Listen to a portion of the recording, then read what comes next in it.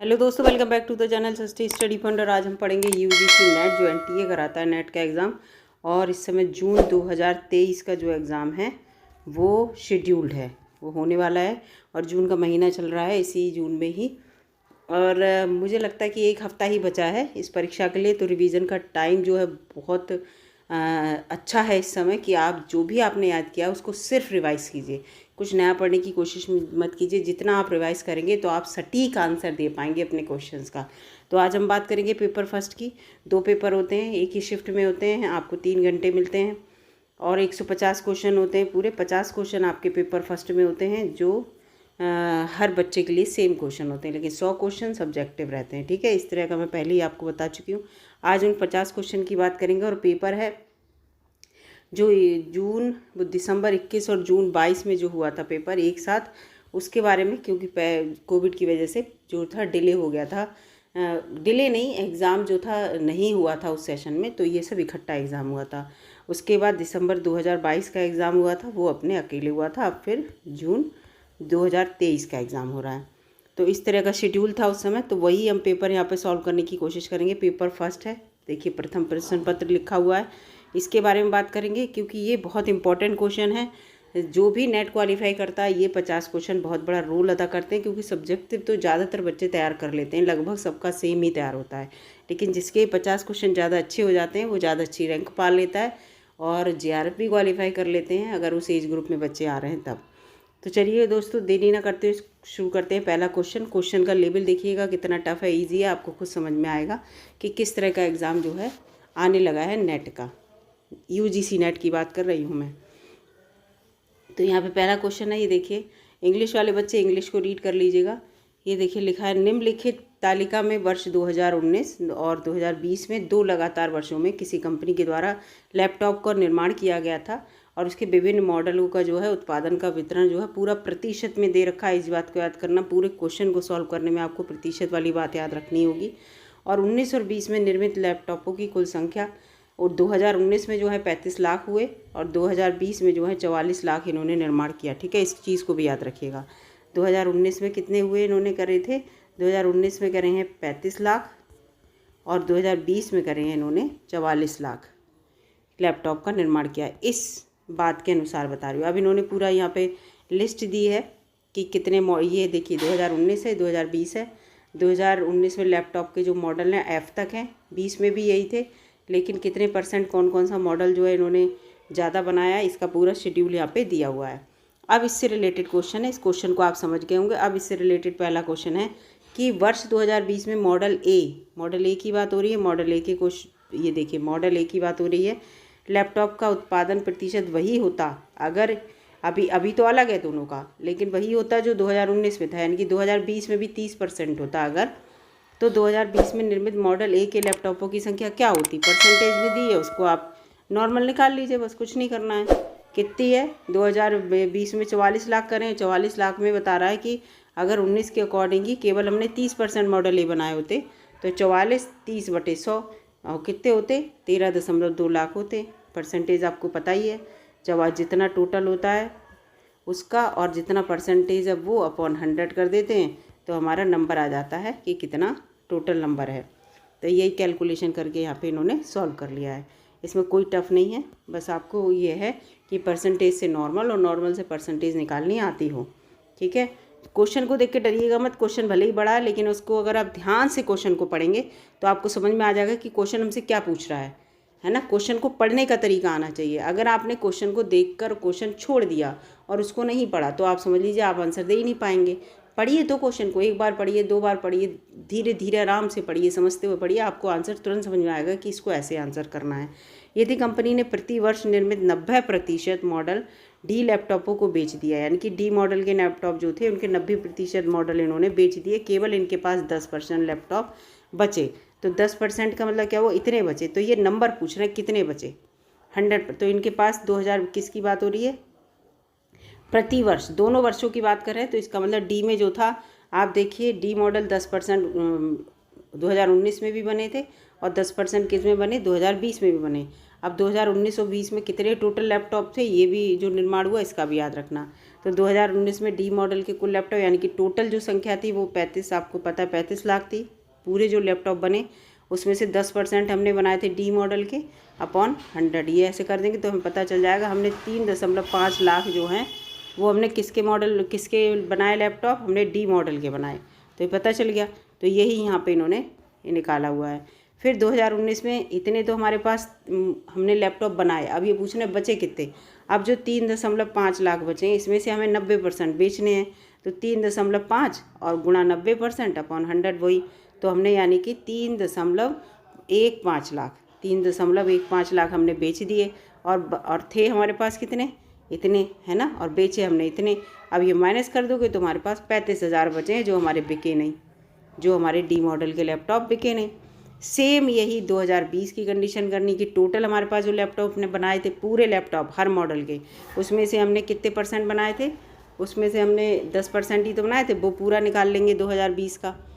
ये देखिए यहाँ पे निकाल लेंगे। और उसके बाद जैसे ही 2020 का ये पूरा निकालने के बाद जो पूरी कंडीशन आएगी उसमें हम क्या करेंगे, टोटल में से घटा देंगे कितने हमारे पास लैपटॉप की संख्या है, और फिर क्या करेंगे दोनों को जोड़ देंगे। तो इतने लैपटॉप अभी हमारे बिकने को बचे हुए हैं। सेम 2019 में किया वो 2020 में करेंगे। ठीक है, पहले टोटल लैपटॉप में हमने कितने बनाए, फिर जो बने उनमें से 90% बिक गए, 90% बिक गए, फिर बचे जो वो हमारे पास रिमेनिंग है, ऐसी 2020 की रिमेनिंग दोनों को जोड़ देंगे। अगला क्वेश्चन है इसमें, यहाँ पे देखिए वर्ष 2019 तथा 20 में निर्मित मॉडल बी लैपटॉपों की संख्या का अंतर बताइए। इसमें भी यही है बिल्कुल। 2019 में देखिए 15% हमने लैपटॉप बनाए थे, 20 में 20%, 15% बनाए तो कितने के 15%, ये भी देखिए ये 35 लाख के 15% है, क्योंकि 19 में हमने 35 लाख बनाए थे, ये हमने 44 लाख बनाए थे, तो 44 लाख का 20% है ना, यही तो देखेंगे। तो सेम ये करेंगे, देखिए है 35 लाख का 20% 5.25 लाख हो गया कैलकुलेशन करके, और 44 लाख का 2020 में तो ये 8.80। और क्या कहा फिर उनमें कि दोनों के अंतर पूछा है कि 19 और 20 में, तो जो ज़्यादा उसमें से कम घटा देंगे। 20 में हमने ज़्यादा बनाए थे और 19 में हमने कम बनाए, तो हमने यानी कि कितने बनाए, 2020 में जो है 3.55 लाख हमने ज़्यादा बनाए थे। ठीक है, इतना अंतर है। तो बस यही है, परसेंटेज निकालनी है। चौथा 5 क्वेश्चन है इससे रिलेटेड, पूरे चार्ट से रिलेटेड। तो चौथा है वर्ष 2019 में निर्मित एफ मॉडल पूछ रहा है अब की संख्या, तथा 2020 में सी मॉडलों के अनुपात पूछ रहा है। तो अब देखिए यहाँ पे चार्ट पे आ जाइए, बिल्कुल एफ़ में कितना, 2019 का एफ़ 10% और 2020 का 15% सी, यही तो पूछ रहा है, 2020 का ही तो पूछ रहा है। हाँ, अब इनका अनुपात पूछ रहा है, तो इसकी देखिए कैलकुलेशन अभी करेंगे। यहाँ पे देखिए ये इसमें भी वही है, एफ़ कितने हैं 3.5 लाख हमने बनाए। 2020 में सी लैपटॉप हमने कितने बनाए, 6.6 लाख बनाए। वही नंबर निकालना है ना परसेंटेज का, वही निकाल लिया। जो भी हमारा ये 10% बने थे, हमने 15% बनाए थे। फिर क्या करा, इनका रेशियो निकालने के लिए हमने ऐसे कर दिया 3.5 अपॉन रेशियो ऐसे तो निकलता है पॉइंट से पॉइंट, यानी कि 35/66।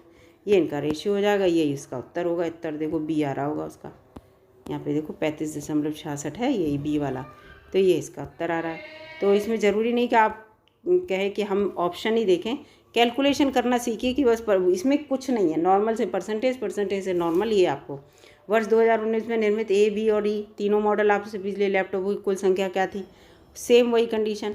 ए अब मैं यहीं से बता दूंगी, ए हमने 30% बनाए थे, बी हमने 15% बनाए थे और सी हमने 15%। ये तीनों हमने इतने परसेंट बनाए थे वर्ष 2019 में, और 35 लाख हमने कुल बनाए थे। तो या तो आप अलग अलग कर लीजिए, ये देखिए इसमें 7 में दे दिया प्लस कर दिया, क्योंकि तीनों का जोड़ पूछा ना कुल, तो इन्होंने यहाँ पे ये जोड़ कर दिया एक साथ।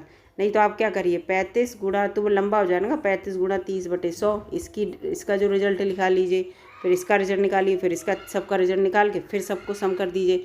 इन्होंने क्या करा, सबकी एक साथ कैलकुलेशन, इसकी ये अलग कैलकुलेशन है, ए की है, ये बी वाले की है, ये सी वाले की है, और 20 में प्लस का साइन है। जो आंसर आया उनको तीनों को जोड़ दिया, टोटल इनका 21 लाख आ गया कि तीनों मॉडल हमने 21 लाख बनाए थे 35 लाख में से।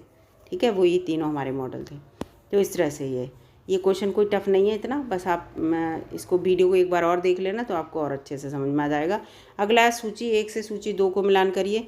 साथ में इंग्लिश भी चल रहा है दोस्तों, क्योंकि बच्चे ये भी कह रहे थे कि इंग्लिश के क्वेश्चन लेके आइए, एक वीडियो अपलोडेड है प्रीवियस इसके पेपर की फर्स्ट पेपर की, तो बच्चे कह रहे थे। तो ये Bigge's process performance model of learning, बिंग की अधिगम प्रक्रिया का पूर्वाभास प्रक्रिया निष्पादन मॉडल है। इसके फैक्टर्स कौन कौन से इससे रिलेटेड है, इसमें देखिए पूरे 4 फैक्टर दिए हैं, इनका मिलान करना है। यह है learning outcome, learning focused activity, student characteristics and teacher context. ठीक है, अब इसका पूरा ऑप्शन है, इसका उत्तर देखो इन्होंने पूरा यहाँ पे दे रखा है कि ए का होगा दूसरा, इन्होंने सी बताया है यहाँ पे, ये देखिए सी बताया है इसका उत्तर, ए का दूसरा, बी का तीसरा। ठीक है, तो ए का दूसरा यहाँ पे बता रहे हैं, यानी कि आपको खुद ही अधिगम निष्कर्ष तब निकलता है जब हम बिल्कुल सेटिस्फाइड हो जाते हैं, तो आपको खुद यहाँ पे समझ में आ रहा होगा। संतुष्टि हो जाती है, भावात्मक अंतर भाविकता हो जाती है, यानी कि सेटिस्फाइड, इफेक्टिव इन्वॉल्वमेंट हो जाता है। अब इन्होंने बी का सी तरह का है, अधिगम केंद्रण क्रियाकलम, यानी कि लर्निंग फोकस एक्टिविटी किस में होगी, जब हम ऑनगोइंग अप्रोच हमारी चल रही होगी लर्निंग की, तब हम बिल्कुल फोकस्ड होंगे उस समय। तीसरे का विद्यार्थी विशेषता क्या होगी कि हमारा पहले से ज्ञान होना चाहिए, इससे संबंधित एक और क्वेश्चन भी आया था पहले, जब विद्यार्थी को पूर्व ज्ञान होगा तो वो अच्छा अपना प्रेजेंटेशन देगा। चौथे का चौथा है कि अध्यापन संदर्भ क्या करता है, अध्यापक मूल्यांकन करता है, इसमें से अगर आपको एक मिल जाएगा चौथे का चौथा तो भी आप अच्छे से कर देंगे। देखिए अलग अलग दिए ना, चौथे का चौथा आप समझ जाइए, टीचर का क्या काम है, मूल्यांकन करना, तो आप वैसे भी समझ जाएंगे, इतना टफ नहीं है। बस आप एलिमिनेशन करना सीखिए कि आपको उन चारों में जो एक समझ में आ रहा है, आपने सोचा मुझे चौथे का चौथा आ रहा है, आ जाइए ऑप्शन पे, देखिए चौथे का चौथा आ रही ये है, तो आपको 3 मिलाने की ज़रूरत नहीं है, आपका आंसर यही होगा। इसी को कहते हैं एलिमिनेशन। अगला क्वेश्चन आ गया कथन वाला। ठीक है, ये देखिए यहाँ पे लिखा है, इसको थोड़ा ब्रॉड करती हूँ। ध्यान ढांचा यानी कि अटेंशन फ्रेम के माध्यम से उस दर का मूल्यांकन करना संभव होता है जिस पर संप्रेषित विषय वस्तु को जनता के ध्यान में लाया जाता है। ठीक है, through attention frame it is possible to assess the rate at which communicated content is brought to the notice of the pupil। ठीक है, फिर है इसका in modern societies the attention frame are uniform unrefined non interactive when all the frames available in the world are taken into account. आधुनिक समाज में यदि संसार में स्थित सभी ध्यान ढांचों पर ध्यान दिया जाए तो ये सभी ढांचे एक समान, अपरिष्कृत और गैर अन्योन क्रियात्मक होंगे। ठीक है, तो इसमें पूछ रहा है कि उपरोक्त कथन के आलोक में नीचे दिए गए विकल्पों का सही उत्तर दीजिए। तो इसका उत्तर यहाँ पे सी है कि कथन जो 1 है वो सही है, लेकिन कथन 2 गलत है। मुझे भी 2 गलत ही लग रहा था, क्योंकि लिखा है कि सभी ढांचे समान होंगे, सभी ध्यान ढांचों पे अपरिष्कृत और गैर अन्योन क्रियात्मक होंगे, ये नहीं, क्योंकि इंग्लिश में आपको समझ में आ रहा है यूनिफॉर्म होंगे, अनरिफाइंड होंगे और नॉन इंटरेक्टिव होंगे, ये बात गलत है यहाँ पे, तो इसलिए गलत हो जाता है। ठीक है, तो पहला आंसर इसका सही है। हिंदी में समझ में नहीं आ रहा तो आप इंग्लिश में पढ़िए। ये देखिए यहाँ पे लिखा भी है, ध्यान ढांचे के माध्यम से दर का मूल्यांकन संभव होता है जिस प्रकार संप्रेषित विषय वस्तु को जनता के ध्यान में लगाया जाता है। संप्रेषण, आप कोई वस्तु पहुँचाना चाहते हैं जनता तक, वहीं आधुनिक समाज में यदि संसार में स्थित सभी ध्यान ढांचों को ध्यान दिया जाए तो ये सभी समान रूप से नहीं है, अपरिष्कृत होंगे, ना कि समान रूप से तथा अन्योन्यकारी होंगे। अतः कथन 1 सही है, कथन 2 गलत है। ठीक है,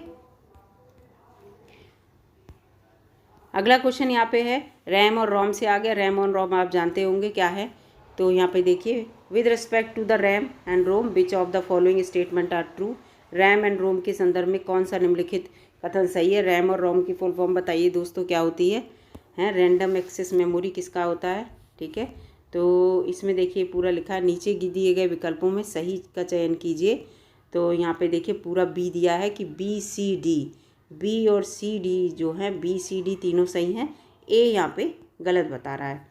तो यहाँ पे देखो ये लिखा है कि RAM store the instruction you are currently working on, जो आप वर्तमान में कार्य कर रहे हैं उसको स्टोर करता है। ठीक है, रोम स्टोर बायोस, राम BIOS को भंडारित करता है। रैम जो है प्रयोक्ताओं को पढ़ने और लिखने के लिए अनुमति देता है। ठीक है, तो इसके ये इसका क्या था, BCD, यही तीनों थे। ठीक है, तो ये पूरा यहाँ पे दिया हुआ है। ये देखो रैम की फुल फॉर्म लिखी, रैंडम एक्सेस मेमोरी, मैंने आपको बताया था। और रोम की फुल फॉर्म है read only memory, full form भी लिखने को आ जाती है, इसलिए इस चीज़ को याद रखना। ठीक है। इसमें वह मेमोरी जिसमें हम केवल पढ़ सकते हैं लेकिन लिख नहीं सकते, तो इसे रोम कहते हैं। ये नॉन वोलेटाइल होती है, ठीक है। और ये रैम जो है रैंडम एक्सेस मेमोरी, एक वोलेटाइल मेमोरी है, ये भी याद रखना। और रोम में कंप्यूटर के बंद होने के बाद भी डाटा संरक्षित रहता है, लेकिन रैम क्या है, बंद जैसे ही कंप्यूटर बंद हुआ और रैम में जो चीज़ डाटा है वो डाटा ख़त्म हो जाता है। तो रैम जो है, रैम पूरा टेम्परेरी आप समझ लीजिए, परमानेंट वाली नहीं है मेमोरी उसकी। तो इस चीज़ को याद रखना, इसकी फुल फॉर्म भी याद रख लेना। बहुत सारी बातें इसमें आपको अंतर भी रैम और रोम में समझ में आ गया। अगला क्वेश्चन है जिम रैमर, ठीक है।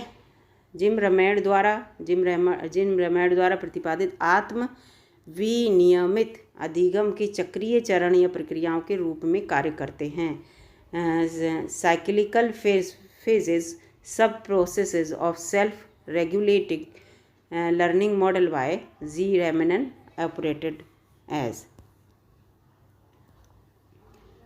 तो इसमें सही विकल्प को छांटना है, और इसमें भी वही तरीका है कि आपको सही विकल्प में क्या है कि इन पे जो है दिए गए, तो इनमें सही कौन कौन से हैं, ये एक नहीं सारे सही।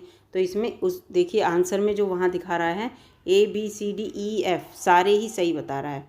तो इसमें क्या है, चरणों में निम्नलिखित प्रकार से वो प्रदर्शित करते हैं। किस तरह से प्रदर्शित करते हैं ये देखिए, प्रदर्शन, आत्मनियंत्रण, आत्मप्रेक्षण, ठीक है। इससे जा रही है बात यहाँ पर पूर्व विवेक, आत्मनिर्णय, आत्म प्रतिक्रिया, और इसके बाद यहाँ पे जाएगी पूर्व विवेक, कथ्य विश्लेषण, स्व अभिप्रेरण और विश्वास। फिर यहाँ से प्रदर्शन पे जाइए। अगर आप में विश्वास है तो आप नियंत्रण कर पाएंगे, प्रदर्शन कर पाएंगे, आत्म प्रेक्षण कर पाएंगे। तो ये एरो का भी ध्यान रखिएगा, ठीक है, इस चीज़ का कि किस कौन सी। तो इसमें सब कुछ है, तो इसलिए ये सारी बातें इनके चरण की प्रक्रियाओं में आती हैं, इसलिए इसका ऑप्शन सही है। अगला क्वेश्चन यहाँ पे दिया, देखिए ये वाला क्वेश्चन मैं आपको पहले भी बता रही थी। मैन, वैन, रैन, लैन, ये जो भी होते हैं नेटवर्क इनके कंप्यूटर के, इसको याद कर लीजिएगा। Local area network, wide area network, ये जो है इसको रट लीजिएगा। इससे संबंधित क्वेश्चन एक ज़रूर एग्जाम में आता है। मैंने जब भी कंप्यूटर की कोई भी परीक्षा हुई है जिसमें कंप्यूटर क्वेश्चन आते होते हैं, इसमें ये ज़रूर आता है। और एक वही आता है बिट बाइट और क्लोबाइट और मेगाबाइट, ये वाला क्वेश्चन। दो क्वेश्चन मैंने देखा बड़े फेवरेट रहते हैं इन लोगों के। भौगोलिक क्षेत्रों को आधार बनाते हुए निम्नलिखित कंप्यूटर नेटवर्कों के भिन्न प्रकारों में उनमें आरोही क्रम में देखो लगाना है कि कौन कितना सही है। तो देखिए पहले लैन होता है, लोकल एरिया, केवल एक ही ऑफिस में चल रहा है सारा नेटवर्क, एक ही नेटवर्क से, तो वो लैन हो गया। फिर मैन हो गया, फिर वैन हो गया। अभी देखिए यहाँ पे पूरा यहाँ पे दिखा रहे हैं, मैं यहाँ पे पूरा आपको ब्रॉड करके देखिए आ गया। लैन क्या हो गया, लोकल एरिया नेटवर्क हो गया। एक ही स्थानीय क्षेत्र पर होता है, सीमित क्षेत्र पर, 1 से 2 किलोमीटर के बीच में अगर आपका कोई डिपार्टमेंट बना है, पूरा इंस्टीट्यूट, तो उसी में एक ही जगह पर किसी एक नेटवर्क से सारे कंप्यूटर जुड़े होते हैं और संचालन उनका चलता है। मैन जो होता है मेट्रोपॉलिटन एरिया नेटवर्क होता है, इसमें एक शहर होता है, तो इसकी बहुत बड़ी सीमा हो गई। आप केवल एक अपने ऑफिस की बात कर रहे हैं, अब आप बहुत सारे ऑफिस जो बन गए, एक शहर पूरा हो गया, तो वो मैन हो गया। यहाँ पे क्या होगा कि सीमाओं के अंदर कई लोकल एरिया नेटवर्क आपस में जुड़ जाते हैं, यानी कि यहाँ पे लैन बहुत सारे जुड़ जाते हैं। मैंने कह दिया जैसे ये पूरा शहर है, यहाँ पे एक लैन यहाँ, एक लैन यहाँ, एक लैन यहाँ, तो सारे लैन आपस में जुड़ गए, तो ये हो गया मैन। अब हो गया वैन। वैन हो गया वाइड एरिया नेटवर्क, यहाँ तो पूरा देश या प्रदेश से रिलेटेड, मान लीजिए एक शहर में ये है, दूसरा शहर ये, एक प्रदेश का तीसरा, सारे शहर यहाँ पे जुड़ गए, तो ये हो गया वैन, वाइड एरिया, ठीक है। तो इसका सीक्वेंस बताया, तो पहले लैन आएगा छोटा, लैन से बड़ा मैन होगा, और मैन से बड़ा क्या होगा, ये होगा। इसमें पूरा यहाँ पे लिखा है, तो इसका आंसर क्या होगा, सी होगा। सी में क्या होगा, पहले सी आएगा, ठीक है। हाँ मैंने कह दिया लैन आएगा पहले, तो लैन आ गया। फिर लैन से बड़ा क्या होगा, लैन से बड़ा होगा, यहाँ पे ए आ गया, मैन हो गया, मेट्रोपॉलिटन। फिर यहाँ पे आ गया वैन, वाइड एरिया, है ना, तो ये हो गया। तो यही बात मैंने आपको बताई। तो ये तीनों, ये देखिए यहाँ पे ये जो एरो है ये गलत लगा है, ये एरो इस तरह से लगेगा, ठीक है। इस चीज़ को ध्यान रखना बढ़ते हुए क्रम में, इसलिए कंफ्यूज मत होना। और आगे बढ़ते हैं दोस्तों।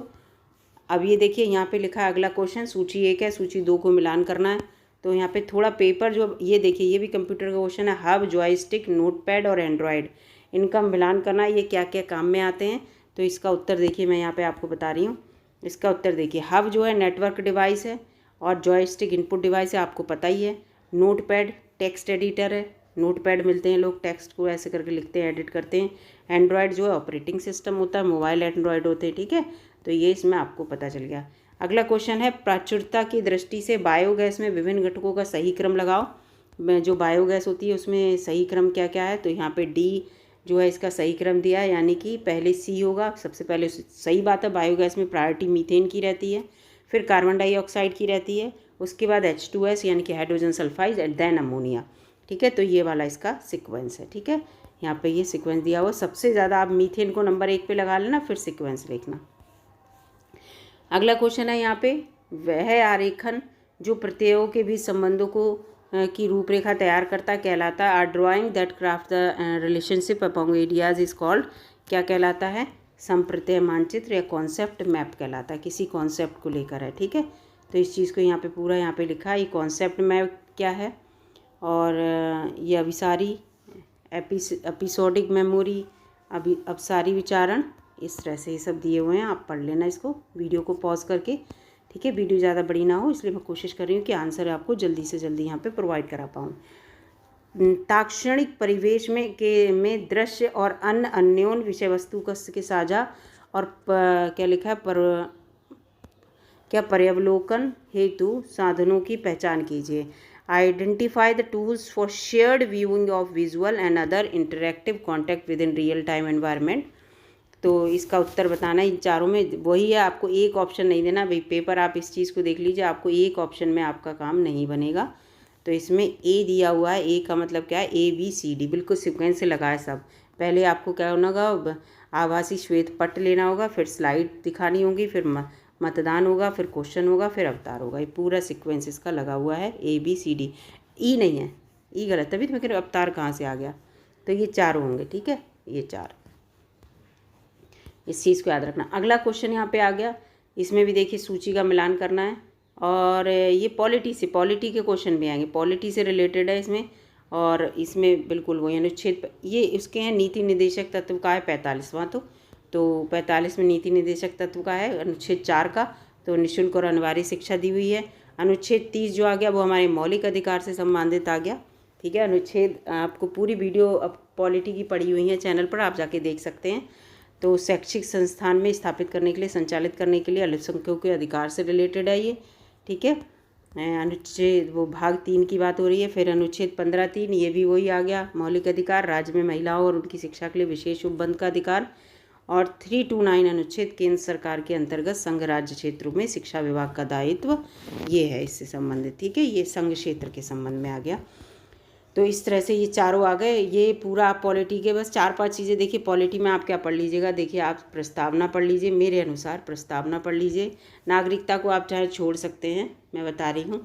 मौलिक अधिकार पढ़ लीजिए, फंडामेंटल राइट्स जो होते हैं, फंडामेंटल ड्यूटीज़ पढ़ लीजिए, और DPSP यानी कि जो वो होते हैं, क्या नाम है, ये हमारे नीति निदेशक तत्व।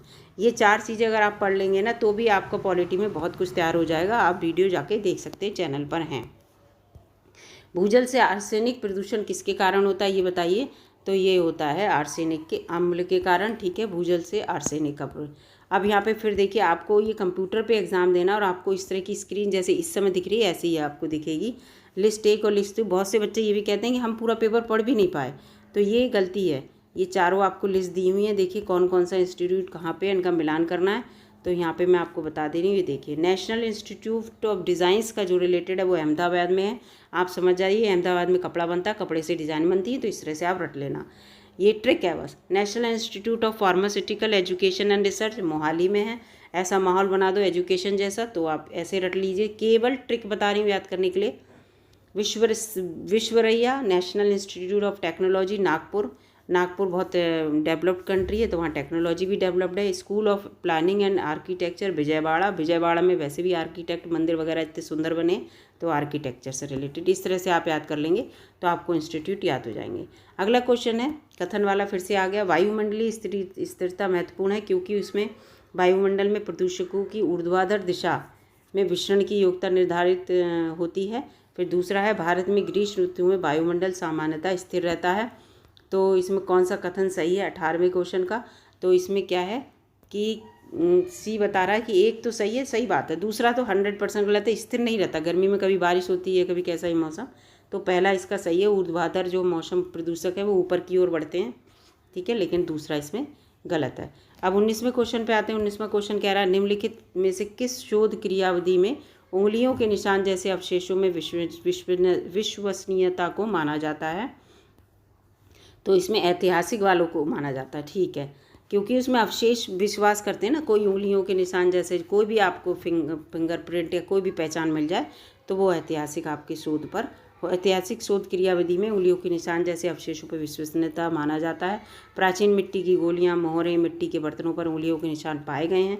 लगभग 200 ईसा पूर्व बेबीलोन में लिखित अनुबंधों के पर हस्ताक्षर करने वाली उंगलियों के निशान का इस्तेमाल किया गया था, ठीक है। तो ये चीज़ें हैं, ऐतिहासिक चीज़ें हम पहचानेंगे तो ऐसे ही पहचानेंगे ना, पैरों के चिन्ह, हाथों के चिन्ह, जो निशान है इस तरह के। निम्नलिखित में से किसकी अनुशंसा पर विश्वविद्यालय अनुदान आयोग का, यानी कि यहाँ पे बात हो रही है यूजीसी की, तो ये देखिए यूनिवर्सिटी ग्रांट कमीशन का गठन हुआ था। तो ये आपको पता ही है, राधाकृष्ण आयोग के द्वारा हुआ था। कॉमन सा क्वेश्चन आया, ऐसा नहीं सारे कठिन क्वेश्चन आएंगे, कॉमन क्वेश्चन भी आते हैं। तो ये 28 दिसंबर 1953 को अस्तित्व में आया। इस चीज़ को याद रख लेना, ये इम्पॉर्टेंट है, ठीक है। अगला है इंटरनेट आधारित संचार होता है। इंटरनेट आधारित संचार कौन सा होता है, इन सब में बताना। देखो इनमें ये कौन सा, तो इसका सी है। सी में क्या है, सी, डी और ई, यानी कि ये है इंटरैक्टिव, ऑटोमेटिक और वाइड रेंजिंग होता है ना। आइसोलेटेड तो होता नहीं, तो इंटरडिपेंडेंट भी नहीं होता, ये तो पता ही, ये तीनों ही होते हैं इसमें। तो इस तरह के क्वेश्चन आते हैं कि आप एक ऑप्शन से वो खुश नहीं है भाई एग्जामिनर आपका, उसे बहुत सारे आंसर चाहिए, आपको ऑप्शन दे देगा, उसमें से छाटिए आप सही कौन से हैं। इसमें भी कथन वाला आ गया, देखिए सहमति प्रपत्र के निर्माण के समय development of the consent form होता है कि आप अपनी सहमति दीजिए। अध्ययन के उद्देश्य का एक स्पष्टीकरण है कि किस कारण प्रतिभागियों का चयन किया गया है, सुव्यक्त होना चाहिए, ठीक है, परंतु प्रतिभागियों के किसी संभावित जोखिम के वर्णन की आवश्यकता नहीं है। अब आपको इसमें बताओ कौन सा सही लग रहा है। तो इसमें क्या है, इसमें भी वही बात है कि ए सही है और बी गलत है, क्योंकि भाई जोखिम का क्यों नहीं, अगर कंसेंट लेटर दे दिए तो जोखिम से मतलब नहीं रहेगा, वाह भी वाह। जैसे स्कूल में बच्चों के लिए कभी कभी जैसे कंसेंट लेटर आता है कि हम आपका बच्चा जो है इसमें पार्टिसिपेट करना चाहता है, पेरेंट्स से कंसेंट लेटर मांगते हैं। कंसेंट लेटर मान लीजिए हम साइन करके दे दिए, तो इसका मतलब आप हमारे बच्चा कोई भी प्रॉब्लम हो, उसको मान लीजिए कोई इंजरी हो, कुछ हो, उसकी कोई मतलब सारा हमने कंसेंट थोड़ी वो दे दिया कि हाँ कोई बात नहीं, हमने बिल्कुल फ्री कर दिया, अब आप बच्चे के साथ कुछ करिए, नहीं, बच्चे को वो उस जगह में पार्टिसिपेट कराइए, लेकिन सेफली। अगर इंजरी होती है, कुछ होती है, उसकी भी ध्यान रखना है, ठीक है। अगला क्वेश्चन है, पूरा ये आ गया मैथ का क्वेश्चन, तो इसको आप देख लीजिएगा। इसमें ये फॉर्मूला होता है चक्रवर्ती ब्याज का, रुपए दिए हैं, मूलधन और दर ये सब दिया हुआ है, और इसको सॉल्व करना है। तो यहाँ पे पूरे फॉर्मूले में सब कुछ ये पुट कर दिया है इन्होंने, और उसके बाद ये आंसर निकल आया। ये देखिए पूरा लिखा है कि यदि मूलधन क्या लिखा है, पर इतना चक्रवर्ती ब्याज दिया है, ये ब्याज ये दिया है, दर 2 वर्ष है ना, मिश्रधन ये दिया है, तो मूलधन क्या होगा। तो ये पूरा फॉर्मूला पुट करके ये हमें मूलधन यानी कि पी निकालना है, हमें मिश्रधन पता है और ये सारी चीज़ें पता है, कैलकुलेट करेंगे, पी को अलग कर लेंगे और रुपए आपके 144 आ जाएंगे, ठीक है। मूलधन मिश्रधन वाला क्वेश्चन भी आ गया है, इसका मतलब ये भी आप याद कर लेना। सतत विकास 2020 की रैंकिंग के अनुसार निम्नलिखित देशों को सही क्रम में लगाइए। 2020 का, आप 2023 का याद कर लीजिएगा। तो इसका बी है उत्तर, यानी कि पहले यूएसए आंसर में, फिर चाइना है दूसरे नंबर पे, फिर सी है ब्राज़ील, फिर है रशिया, फिर भारत 5वें नंबर पे, ठीक है। कौन सा है ये, सतत विकास के सूचकांक में, ठीक है। प्रभावी संप्रेषण के अवरोधों को सही क्रम में जो है व्यवस्थित करना है। प्रभावी संप्रेषण के अवरोध, तो इसमें ए है, A B C D E बिल्कुल सीक्वेंस से लगे हुए हैं, यानी कि फिजिकल, परसेप्चुअल, इमोशनल, कल्चरल और सोमैटिक, ठीक है। तो ये बिल्कुल सीक्वेंस से लगे हुए हैं, इनका क्रम जो है बिल्कुल गड़बड़ाया हुआ नहीं है प्रभावी संप्रेषण के लिए। अगला क्वेश्चन है यहाँ पे 26वां है, ये देखिए अनुपात वाला क्वेश्चन आ गया, ये भी आप कर लीजिएगा। देखिए मैथ जो है इतनी स्ट्रांग मेरी नहीं है, तो मैं आपको समझा तो सकती हूँ ये, लेकिन ये काफ़ी टाइम इसको लगेगा कि धनराशि इतनी ए बी सी 3 में विभाजित हुई है, ए को बी से 7 रुपये अधिक मिले हैं, बी को सी से 8 रुपये अधिक मिले हैं, तो जिससे देखो इससे माना सी पाता है, हमने सी मान लिया इतने रुपये पाता है, तो बी कितना पाएगा, पता है कि बी जो है वो सी से कितने रुपये, 8 रुपये ज़्यादा पा रहा है ना, यहाँ पे लिखा है सी से 8 रुपये ज़्यादा पा रहा है। ए कितना पा रहा है, ए जो पा रहा है, ए को बी से ज़्यादा मिले, तो हमें पता बी इतने पा रहा है, इसमें 7 रुपये और जोड़ दिए, है ना, फिर सबको एक साथ इन्होंने यहाँ पे जोड़ लिया है, टोटल जो रुपए हैं वो 53 है, ये किया है, ठीक है। तो इन्होंने यहाँ पे पूरा कैलकुलेशन, यानी कि इन्हें पता चल गया सी को कितने रुपए मिले हैं, 10 को 10, तो बी को कितने मिले थे, सी से 8 रुपये ज़्यादा मिले, 18 हो गए। ए को कितने मिले थे, ए को बी से भी 7 रुपये ज़्यादा मिले थे, यानी कि 18 में 7 जोड़ दिए हमने, तो उसे मिल जाएंगे 25 रुपये। तो ऐसे कैलकुलेशन हो गई। इतना कठिन सवाल नहीं, सरल ही सवाल है ये, लेकिन जो है आप फिर भी एक बार खुद भी देख लीजिएगा। अगला है, निम्नलिखित में से कौन सी संदर्भ शैली व्यवसाय, इतिहास और कला के क्षेत्र में शोध के लिए प्रयुक्त होती है? तो वो है MLA शैली। कौन सी? MLA शैली। ठीक है। अगला ये फिर मिलान करने को आ गया है कि श्रृंखला 1 दी है, श्रृंखला 2 और ये सब मिलान करना है।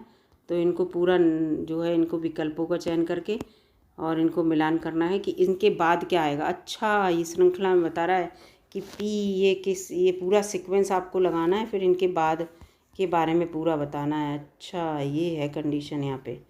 तो इसका उत्तर जो है यहाँ पे पूरा ABCD। तो ये बता रहा पहले वाले में क्या आएगा, A वाले में 217 आएगा। तो A का जो होगा थर्ड होगा, है ना, A का थर्ड होगा। और B में क्या आ रहा है? B में आ रहा है 222, तो B का होगा दूसरा ही होगा। और C में आ रहा है 219, तो C का जो होगा चौथा होगा और D का ये होगा। इस तरह से यहाँ पे यानी कि इन्होंने ये सीक्वेंस लगाया कि 2 9 ये कैसे आया, तो आगे इसके कौन सा नंबर आएगा इन चारों में से, उसको क्लिक करके बताना है। तो ये इन्होंने कैलकुलेट किया, A का क्यूब +1 इतना आया, 2 का क्यूब, ऐसे करके सॉल्व करना है। रीजनिंग का सवाल है दोस्तों, या आप समझ लीजिए एक में 4 सवाल दे दिए हैं, ये 4 दे दिए इन्होंने। कितना टाइम ड्यूरेशन है इसमें, देखिए टाइम कितना कंज्यूमिंग है ये। फिर है, अन्वय व्यतिरेकी के हेतु पद साध्य से धनात्मक और ऋणात्मक दोनों रूप से संबंधित है। अन्वय व्यतिरेकी में व्याप्ति का ज्ञान प्रस्तान्वय तथा अप्रस्तान्वय दोनों की संयुक्त विधि से प्राप्त होता है। तो इसको बताना है। तो इसमें क्या है, इसका उत्तर है दोनों ही सत्य हैं। आप एक बार फिर से उसको रिवाइज कर लीजिएगा। ठीक है। अगला क्वेश्चन है छंद। ये पूरा लिखा है, which of the following is the act of obtaining a password or other confidential information from a person with an organization by using unauthorized mean such as the figuring an emergency situation। ठीक है। छद्म आपातकालीन परिस्थिति जैसे अनधिकृत साधनों का उपयोग करते हुए एक संगठन को के अंतर्गत किसी व्यक्ति से पासवर्ड और अन्य गोपनीय जानकारी प्राप्त करने का कार्य निम्नलिखित में से किसे माना जाएगा। ठीक है, ये पूरा दिया है, तो इसका होगा सामाजिक अभियांत्रिकी के अंतर्गत इसका उत्तर। ठीक है, A इसका उत्तर होगा। अगला क्वेश्चन यहाँ पे हो गया, 400 छात्र में छद्म में एक परीक्षा दी। ठीक है, 60% तथा 80% लड़कियाँ इस विच्छेदन अंक कट ऑफ पार कर उत्तीर्ण हो गई। यदि विच्छेदन अंक यानी कि जो कट ऑफ थी उसको पार कर इस परीक्षा में उत्तीर्ण करने वाले विद्यार्थियों की कुल संख्या कुल 65% है, तो कितनी छात्राओं ने, मतलब जो टोटल 100% थे उसमें 65% बच्चे पास हुए, जिसमें 80% लड़कियाँ थीं और 60% लड़के थे, ये बता रहे हैं। तो लड़कियों की संख्या पूछ रहे हैं वो, तो टोटल 65% बच्चे थे। अब इसमें वही फार्मूला पुट होगा यहाँ पे, देखिए पूरा ये क्या कह देंगे, x + y = 400, टोटल 400 इन्होंने। फिर क्या करा, ये पूरा 60% लड़के हैं, ये देखिए 400 विद्यार्थी हैं ना, टोटल कितने, 400 विद्यार्थी हैं, उसमें से 65% बच्चे पास हुए। तो ये क्वेश्चन, तो 400 में से कितने, 60 हमारी लड़कियां पास हुई, लड़के, और 80% लड़कियां पास हुई। x और y मान लिया ना, x इन्होंने लड़के और y लड़कियां मान ली हैं अपॉन 100। फिर उन्होंने यहाँ पे पूरा बराबर किसकी बराबर हो जाएगा, बराबर हो जाएगा इसके, ये क्योंकि 65% टोटल बच्चे हो जाएंगे ना, इसके बराबर हो जाएगा। जब बराबर कैलकुलेशन करेंगे, समीकरण 1 और 2 को जब मिलान करेंगे तो y = 100 आ जाएगा। इसको आप कैलकुलेट करके देखना। गुलाब सुगंधित होते हैं, तर्क वाक्य का मानक रूप क्या है? तो इसका मानक रूप है, सभी गुलाब सुगंधित वस्तुएं होती हैं। ठीक है, ये है। अगला क्वेश्चन है यहाँ पे, बहिर्निर्मित अभिप्रेरित विद्यार्थी पुरस्कार तथा प्रशंसा से संचालित होते हैं। पहला ये है, वही निर्मित अभिप्रेरित विद्यार्थी पुरस्कार। अंतर्भूत अभिप्रेरित विद्यार्थी ऐसे किसी विषय में संलग्न रहते हैं जो उन्हें व्यक्तिगत संतुष्टि प्रदान करता है। इसमें दोनों कथनों में कौन सा सही है ये पूछा, तो इसमें A सही है, यानी कि दोनों ही सही हैं। ठीक है, बाहर के लिए पुरस्कार, अंतर के लिए वो अपने मन की शांति चाहता है। ठीक है, अगला आ गया इसमें, यदि A को गलत के रूप में माना जाता है, ये लिखा है विरोध की चतुर्भुज। ठीक है, और उसका परिणाम, तो इसमें पूरा यहाँ पे दिया, यदि A को गलत माना जाता है तो थर्ड I अनिर्धारित है, E को गलत माना जाता है तो I सही है, I को गलत माना जाता है तो E सही है, O को गलत माना जाता है तो E सही है। इस तरह से यहाँ पर दिया है विरोध चतुर्भुज में। ठीक है, एक मिनट। तो इस तरह से ये जो है क्वेश्चन जो है यहाँ पे है। ये क्वेश्चन थोड़ा कंफ्यूजिंग, मुझे खुद समझ में नहीं आ रहा क्या है। ठीक है, चलिए अगले क्वेश्चन पे चलते हैं। विशेष कक्षा संप्रेषण के फलस्वरूप होगा, 35वां पूछ रहा है ये। तो इसका उत्तर होगा यहाँ पे उल्लेखनीय विद्यार्थी उपलब्धि कितनी रही विशेष कक्षा संप्रेषण में। हमें ये इससे पता चलेगा कि हमारे बच्चों की उपलब्धि कितनी रही। अब आ गया ये शोध से रिलेटेड कि शोध जो है, शोध पूरा है ना, है सूची 1 और 2, शोध कार्य विधि और उपागम कौन कौन से हैं। तो इसका यहाँ पे बता देती हूँ। स्रोत आलोचना, सूचना के उद्गम, जो स्रोत आलोचना है, सूचना के उद्गम की गुणवत्ता मूल्यांकन प्रक्रिया होती है। प्रत्यक्षवाद जो होता है मानवीय हित अप्रासंगिक है। निर्वचनवाद प्रेक्षक किए जा रहे प्रेक्षण का एक भाग होता है। पश्च प्रत्यक्षवाद वास्तविकता को निश्चयतापूर्वक नहीं माना जाता, क्योंकि बाद में है ना, प्रत्यक्ष की बात के बाद में है, तो उसको आप नहीं मान सकते। अगला यहाँ पे एक कार जो है 500 किलोमीटर की यात्रा से किसी बस से 25 किलोमीटर अधिक चाल चलती है, और बस कार की अपेक्षा 10 घंटे अधिक समय लेती है। कथन कार की चाल 45 किलोमीटर प्रति घंटा है।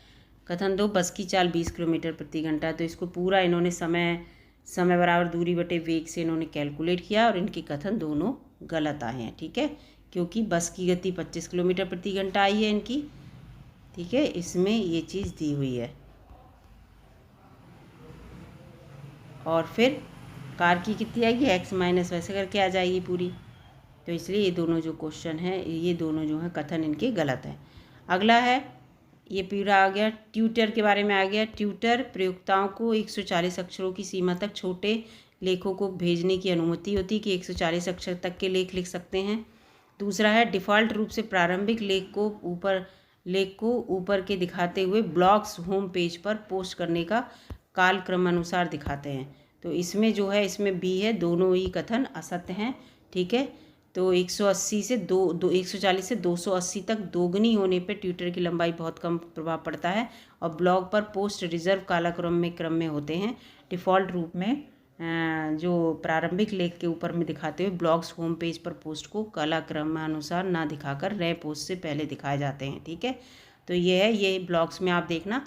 और पोस्ट के ऊपर है कि पोस्ट आपकी कब कब दिखेगी, सीक्वेंस से दिखेगी या नई पोस्ट आपकी पहले दिखेगी, उससे रिलेटेड इस तरह से है।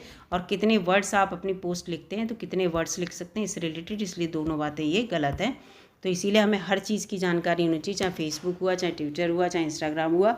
ये सब ऐसा नहीं फालतू चीज़ें हैं। अगर आप इनसे भी सीखना चाहते हैं तो सीख सकते हैं, और आपको खुद पता। देखिए क्वेश्चन आ गया, अगर आपने किसी को ट्वीट किया होगा और इन शब्दों से ज़्यादा हो गया होगा, तो आपको खुद ही समझ में आएगा, और रेड मार्क जैसा आने लगता है कि आप जो पोस्ट होगी नहीं, तो आपको समझ में आ जाएगा कितने शब्द हम इसमें लिख सकते हैं। ठीक है, और आप जब कोई अपना मैसेज कहीं सेंड करते हो, तो आपको अपने आप समझ आ जाएगा पुराना आपका जो मैसेज है वो कहाँ दिख रहा है और नया मैसेज कहाँ दिख रहा है। तो ये सब चीज़ें दिख जाती हैं। अगला क्वेश्चन है कि पर्यावरण के लिए शिक्षा वास्तविक पर्यावरणीय समस्याओं की गवेषणा तथा उन पर कार्रवाई की प्रक्रिया है। ठीक है, तो यहाँ पे, और इसके साथ साथ दूसरा कथन है, बच्चों को पर्यावरणीय समस्याएं, समानता और कई अन्य विषयों की शिक्षा इनसे संबंधित चुनौतियों से निपटने के लिए कौशलों और अभिवृत्तियों के विकास के बिना दी जाती है। इसमें कौन सा कथन सही है, इसमें पूछ रहे हैं। तो इसमें देखो ए बता रहे हैं। ए का मतलब क्या है कि दोनों कथन जो हैं सत्य हैं, वास्तव में सत्य हैं। क्योंकि देखिए, पर्यावरण की शिक्षा के लिए हम पर्यावरण की समस्याओं की खोज करते हैं और उन पर कार्रवाई करते हैं, बिल्कुल सही बात है। और हम बच्चों को पर्यावरणीय समस्याएं, समानता और अन्य विषयों की शिक्षा देते हैं चुनौतियों से निपटने के लिए। इन सब की चीज़ें हम उनसे सिखाते हैं। ठीक है, तो ये दोनों ही सही हैं। अगला है 2018 में ओरिजिनल फ्रेमवर्क एग्रीमेंट ऑन